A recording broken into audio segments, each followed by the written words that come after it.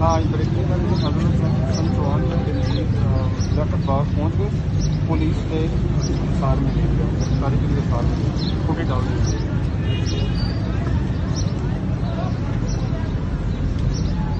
چوہان صاحب, گزشتہ رات جو کچھ ہوا ہے اس کے بارے میں بتائیں گے آپ دوبارہ؟ یہ رات کو کیا ہوا؟ جی, میرے بہنوں کے گھر چھاپے مارے گئے, میری بھائیوں کے گھر چھاپے مارے گئے, گیٹ توڑے گئے, اور میرے بھانجے کو, میرے بہنوئی کو گرفتار کیا گیا. رات کو 2:30 بجے میرے گھر آئے ہیں, وہاں پہ 1.5 گھنٹہ گلگباڑا کیا ہے.